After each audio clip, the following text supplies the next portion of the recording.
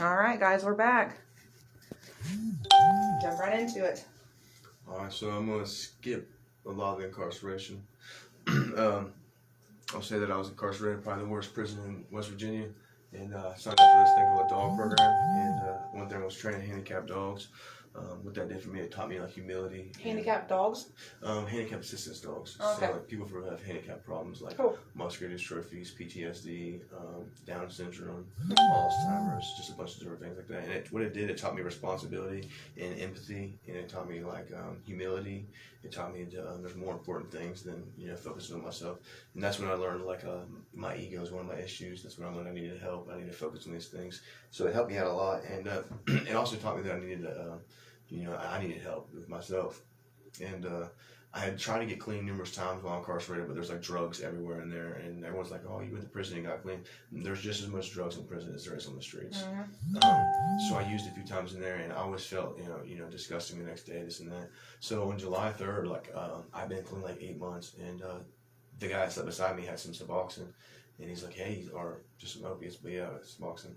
Anyways, he's like, you want to try this? I'm like, yeah, man, let's do it. And he's like, all right. And I didn't want to at first, but he talked me into it. And I'm like, yeah, let's do it. So we did some. And the next day, me and some of my friends had made a decision to have a little cook up for the 4th of July. And I walked outside at 8 a.m. and met with my friend. And I'm like, man, I cried to him and stuff. And I'm like, man, I got high last night. He said, why'd you do that? I'm like, I don't know, brother. I feel disgusting. I'm miserable, depressed. And it all started over. And he's like, bro, let's make a decision right now, to get clean. And I'm like, oh my God, it's between me, you, and God. And I'm like, you do that for me? He's like, yeah. He's like, I will. And he was in this program there as a rehab facility inside a prison. And I'm like, all right. And he's like, I'm going to get you down in this program. I'm like, all right. So we prayed about it. And I asked God for his guidance and his strength to get me out of my addiction. And he answered my prayer that day. That was July 4th, 2018. I've been clean since then. That's good. Yeah, thank you. And congratulations. It's hard. Yeah, I got 1,260 days clean today. Great. It's good. Thank you. It's a blessing. How's it feel? Amazing. Dazzling. Yeah, the best feeling in the world. I've never ever felt the way I do today. I feel I'm a good brother now. I'm a good father. Not father. Anyways, good brother, good uncle, good son, good friend. That's good. I lost all that. So I'm getting it back, and it's a blessing. So while I was in there, he got me in this drug program, and while I was in there, it's basically we run a lot of groups. It's AA based, NA based, 12-step based. And I got in it, and I took it serious. Since I'm an addict, I look at things like I want to do everything to the best of my ability. And so I did. I went in there and tried my best. I was one of the first ones up every morning. I stood up and talked. I talked in group. I did everything I could to make the best of it. And the counselor one day was like, he's like, I think you should be the senior mentor. What that means, I would run the whole program. And I'm like, he's like, I think you could do it. I'm like, you have that much trust in me? He's like, you think I could do it? He's like, I know you could do it. He said, you can do anything you set your mind to. That felt good to hear that, huh? Oh, yeah, because I had lost, all the... trust from everybody? Yeah, everyone gave up on me, he's nothing. And, to get that back from somebody who doesn't even know me was a blessing, And that showed me, I still have a chance. You can do it, successful, yeah. So, that day forward, I started running this program, man. I did really good. And I helped a lot of people through it. Helped a lot of people get sober. Helped a lot of people stay sober. And I helped some guy get his GED. I tutored him every day. So I graduated the program and got in college. Meanwhile, while in this program, I got in college, got my grant back, and I actually graduated this weekend with my bachelor's degree. Congratulations. Thank you. Making moves, aren't you? Yeah, trying. Getting there. So about a year later, I graduated the program. I'm going back and talking to these clients all the time, going and participating and speaking in group and just showing people you can make a difference in your life through this program. If you try. Exactly. Any rehab, I recommend it to everybody. If you're struggling with addiction issues and you need help, you need to find somebody who's in treatment, find somebody who has connections in treatment and will help get you in there, or find some people that you can lean on, positive influences, anybody that can be there for you in a positive light. If you surround yourself with bad influences, you're going to be... Yeah, exactly. You're never right. I heard somebody say one time, he was a preacher, he said it's hard to be a homeowner when all your friends rent houses. And what he's saying by that, it's hard to be sober when all your friends are getting high. Yeah. So, you're all here year round.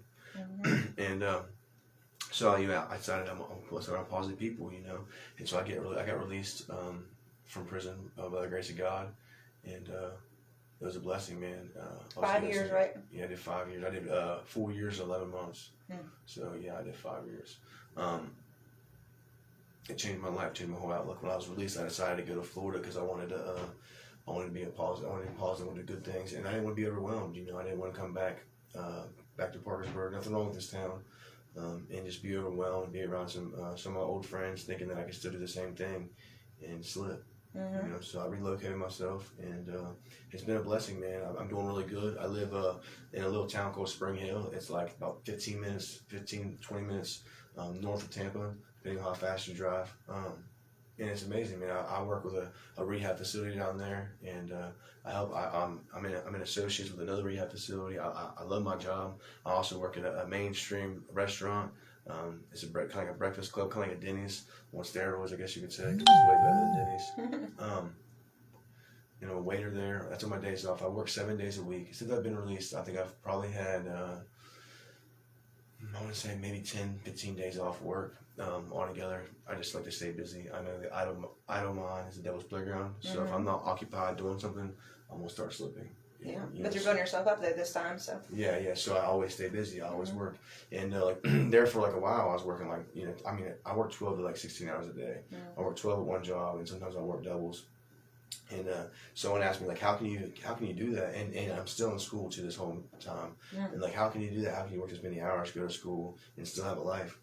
I'm like, well, to think back a little bit, when I was 18 to 23, or really even younger than that, I spent 16 to 18 hours a day chasing my addiction. If I can use that same energy towards doing good things and being prosperous, it shouldn't be a problem. Because now I'm getting paid for it. Now I'm helping people. Now I'm making an impact on people's lives. Right. What's the issue? So it's not, I want to be successful, and that's the key to it. You got to have that same drive.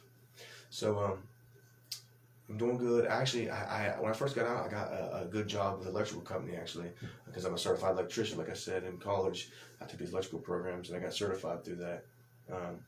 But I was there for 3 months, and I realized that the guy that I was working with was doing things I didn't agree with, and I couldn't be around it. And I know, like I said earlier, you are who you're around, and I didn't want to slip. So I actually put my 2-week notice in and took a little pay cut and went to this rehab facility because I wanted to be around positive people. That's good. So now I'm doing good there. I've been there almost 6 months, and I love it, man. I help people every day. So is it in an in-house rehab facility? Yes. Yeah. Cool. We have a detox in a residential. Yeah, it's nice. It's a really good facility. So I'm doing that. I'm still in school, and I'm working almost every day. Sometimes I'll get a day off if I'm lucky, and I'm still in school. I finished 3 semesters since being released, and my last day of the semester was December 6th. And like I said a few minutes ago, I graduate. I'll have my bachelor's degree this Saturday. I'm still in school, I'm still working the same job. But by the beginning of the year, I should have another job. And if by the grace of God, hopefully I get it. Get moved up in the company, and many doors have opened for me. I have an impact on many people's lives. I do a lot of these interviews, and I do a lot of TikTok videos, and I do a lot of YouTube videos. Really, just anything I can do to connect with people, and somehow I'm making an impact. I have a pretty good following. I have a lot of people that support me. I actually had some guy. I've had numerous people message me thanking me for what I do. But this one guy had a major impact on me. He messaged me and he said, "I know you don't know me." He's like, "But I want to thank you." He said, he's like, "I seen your video on TikTok 15 days ago, or 15 days ago." And he's like, "Today I have 14 days clean." He said, "I went to a detox facility after watching your videos." Oh. And he said, "It changed my life." That's good. I said, "Thank you." So that had the biggest impact on me, more than anything.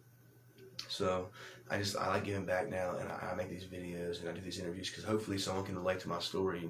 I grew up, in a kind of rough neighborhood, and I wanted to fit in.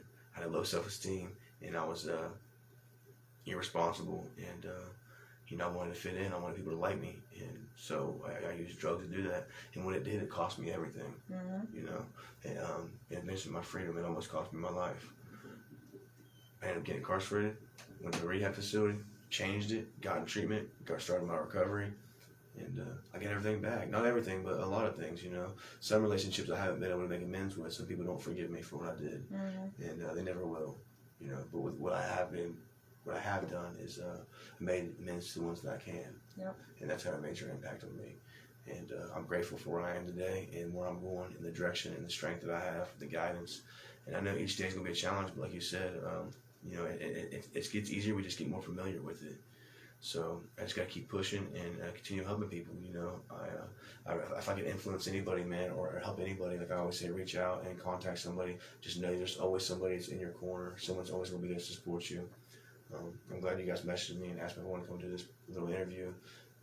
It's been a good opportunity. I just hope that somebody watching can understand and can relate and know that, you know, it's possible, because anybody that knows me knows when I was in active addiction, I was just as bad as the worst, or you know, maybe even worse. You know, I lost everything, and that's what's going to happen. You know, you get 3 things from a drug addiction. You know, you get to go to jail, you get to go to an institution, or you die. Yeah. You know, and I don't know how many of my friends and people I went to school with that I can name right now that's did all 3 of those, or one of the 3, or, you know, is currently getting ready to go.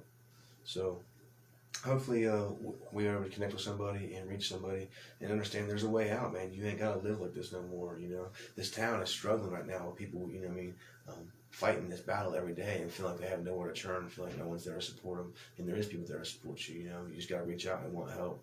You got to reach out to the right people. Yeah, exactly. You got to reach out and to the right people and want help, you know. And you got to want it for yourself. Yeah, you got to be willing, and you got to realize, like, you know, that it's possible. Realize that if I can do it, anyone can do it. There's no secret to it. Everyone always asks me, like, I literally get probably 100, 150 messages a day. People all the time ask me, like, what's your secret? Like, what'd you do? Like, there's no secret. There's nothing that I did that you can't do, you know. I just wanted help. I seeked it out, and I found it, man. Yeah. You know, if you want it, you can get it. Just find somebody that'll listen, and they're out there. There's a lot more than what you think. Sometimes it's hard to find, but if you just call the right places, say you want to go to treatment and you don't know who to call, man, reach out. There's hotlines on the internet. I'm sure you can message somebody, you know, I mean, one of these Facebook groups. There's millions of Facebook groups about recovery. You can message me if I can help you any way, I will. There's a few rehab facilities here in town, detox facilities, the hospital. Just don't wait, man, because you never know when it'll be your last time. Yeah, it's scary dying. Yeah, it's definitely scary. Yeah. It's definitely scary. Real success story at Parkersburg. Yeah. Congratulations. You. I appreciate it. Yeah. All right, guys. Well, Michael Brown, congratulate him for his sobriety and everything he's doing good for everybody. All right. Thank you. God bless y'all.